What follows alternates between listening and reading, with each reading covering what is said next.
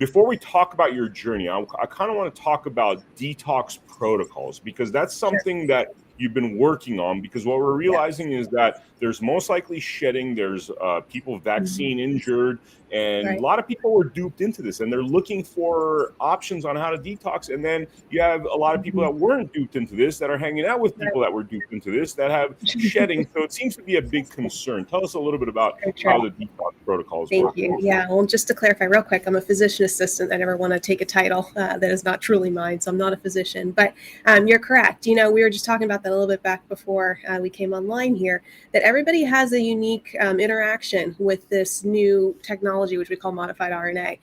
Whether it's through shedding, which we do believe is a real thing. If you listen to some of the lectures from Frontline Critical Care Alliance physicians, they've been doing some, clinical assessments of that, where, for example, I'll have a husband-wife team come in. The husband got vaccinated, the wife did not, but the wife is having some issues.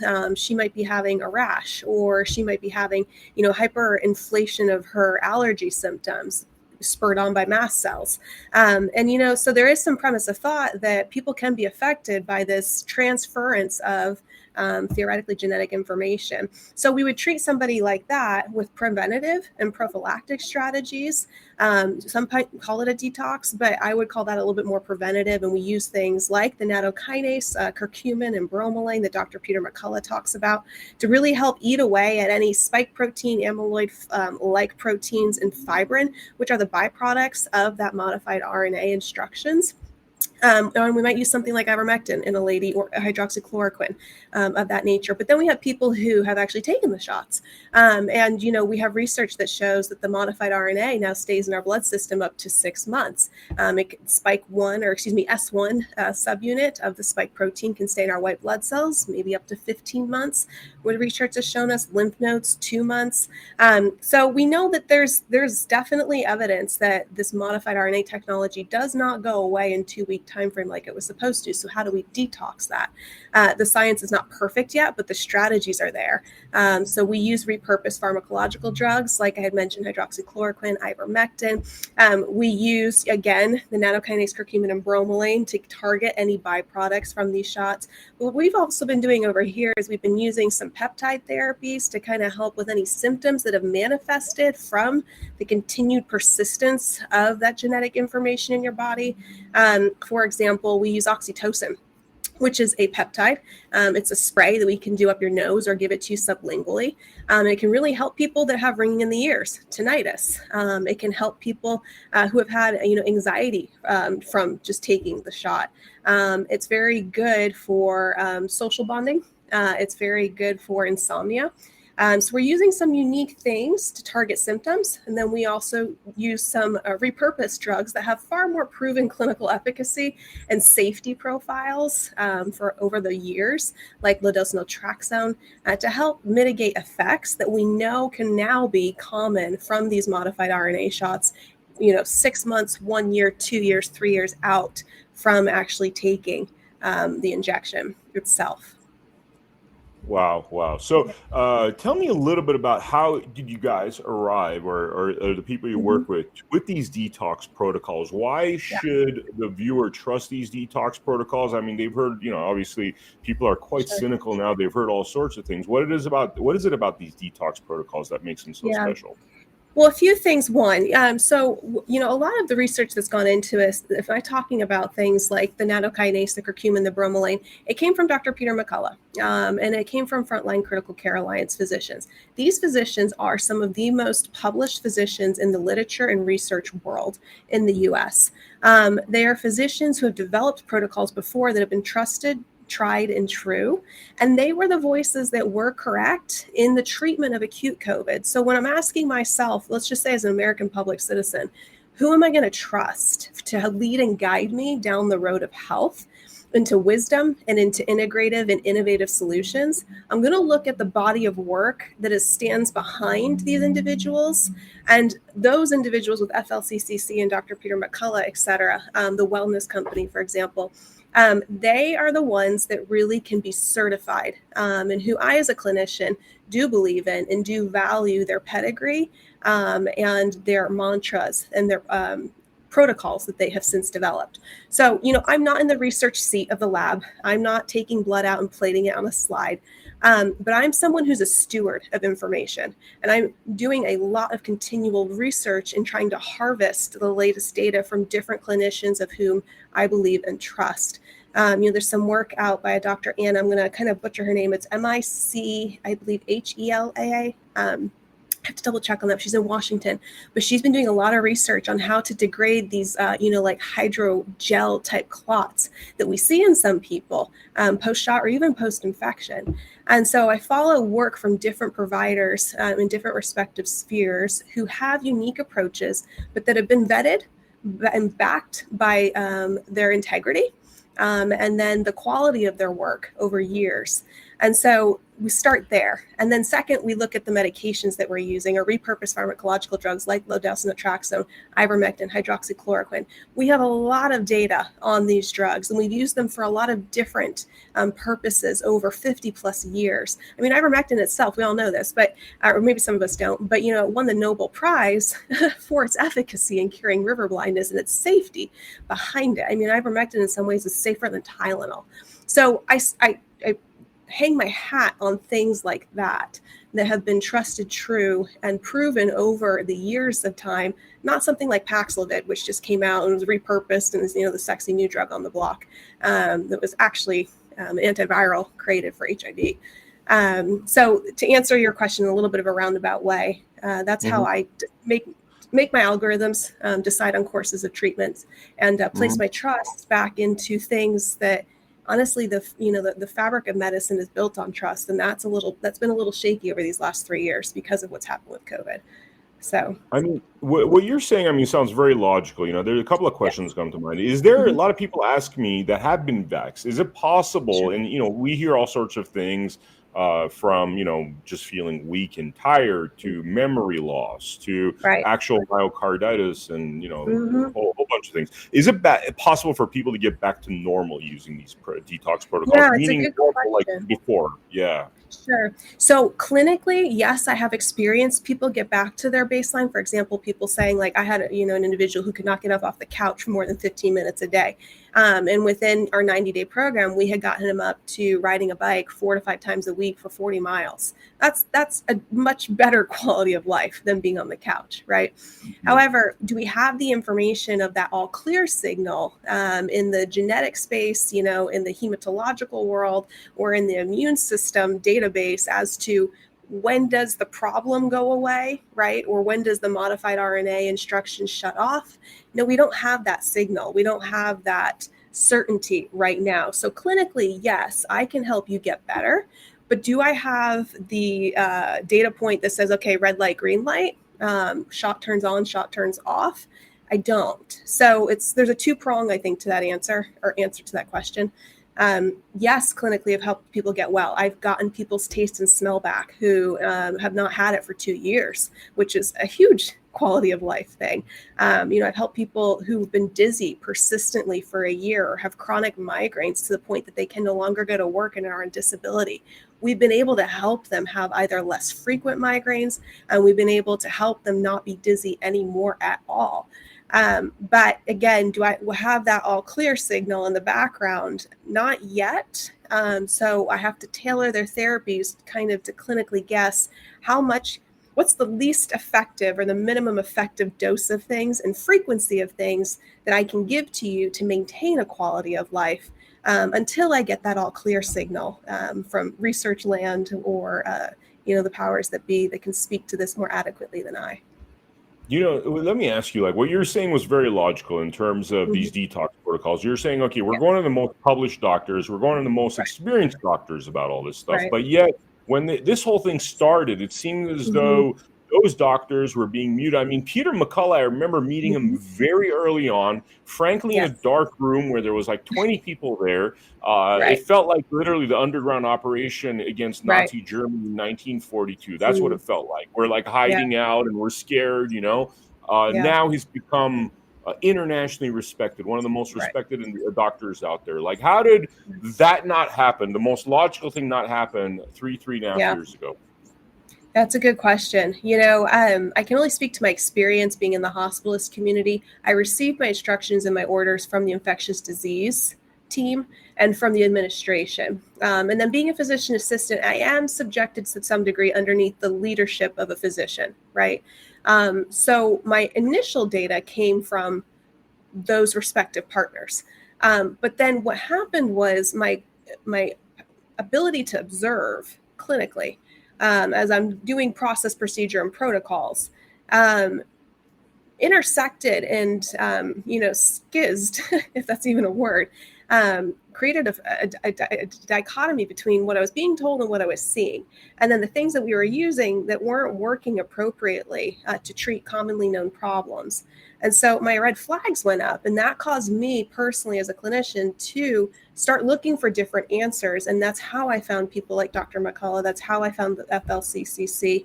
And others that have stepped into this new frontier of medicine where we in this post-COVID era. Am I answering your question correctly? I'm tracking a little off, I think. But how do we? What was your original question? I just want to make sure I get back to the heart of the point. Well, how did like all the logic of being going after the best doctors, getting the best researchers versus, I mean, frankly, some like stooge that was paid to lie. That's what it seems like at this point. Why do we go down this road? Why did so many doctors allow it to happen? Professors, I mean, intellectuals. It just seemed like a whole breakdown of the entire community. Well, there's a premise of trust within the community. We trust that the powers that be, the CDC, the HHS, whatever certifying board of credentialing you're underneath, that they've done their due diligence and they've done their research or their homework and they've certified it all. When you're in the hospital setting, for example, it's myself and a physician in this LTAC setting that I was formerly at, we have 24, 23 beds and it's just the two of us. And half of those are critical care ICU patients with vents or drips, things that you are very time critical and are very detail oriented and honestly critical thinking relying upon. And so if you're seeing that breadth and depth of patients, and then you throw on a pandemic and the onslaught of admissions that's coming in and such that nature, to be frank, we didn't have time to maybe do our own homework as we should have been, though. But at the beginning, it was almost like a blitzkrieg type sneak attack, kind of, where like, whoa, what's going on? Yeah, right. What's going on? Who knows what? Where do I? So in that initial phase, my trust is going to go directly to the infectious disease doctor. He did the residency. He's done the research component. He's evaluating the literature. He's attending the conferences or the voice calls. So initially, that's where I'm going to go to. But as things started to roll out, and for example, I would have patients come in who had been given saraluumab and remdesivir, which is an interleukin-6 inhibitor, so it calms down the inflammation from your immune response. And then remdesivir, as we all know, antiviral. It did not do well, neither in COVID or the Ebola trials. But I would see those patients roll in my door and be vented and intubated and need 3 weeks to 3 months of recovery and therapy or expire. And then I would see that, maybe an 85-year-old lady who had heart failure or, kidney disease or diabetes, and the aggregate of her conditions did not allow her to receive the remdesivir or the saraluumab. And she would be on high flow nasal cannula, 40, 50 liters of oxygen, but she'd do fine and she would wean off of it in 3 weeks. And so I started assessing that and saying, hey, either COVID is really big, bad, scary, or we're missing the mark and maybe our drugs are causing some side effects. So just by the powers of observation, I started not disagreeing, but maybe standing back and asking new questions. And then reading the CAT scans of people who were vented, because we oftentimes got a few of those during their course. Even the radiologist started sparking that type of curiosity, because as I was reading it, you could say that's fluid, and you could say that looks like inflammation, or you could say that looks like scar tissue or connective tissue disease disorder or some autoimmune process that's happening, which can be a side effect from some of these drugs. And so the radiologists were documenting that at the same time that I was starting to think it and go through these materials myself. And so that kind of started the peeling back of the curtain and the initial onslaught that I had in curiosity as to, are we on the right track? Because right now I'm just receiving orders and I'm trusting, who's gone before me or who has the pedigree to validate that. But me as a clinician in the seat actually treating this patient right here is seeing some things repetitively that seem to be amiss. And so that's what really kind of started my skew into a different way and a different, not following the masses, I guess I should say, at that time. Totally. Yeah. So tell us a little bit about your journey through all of this. I mean, obviously, Yeah. when this first started, you weren't really aware none of us were really aware that we were all No. being lied Yeah. to.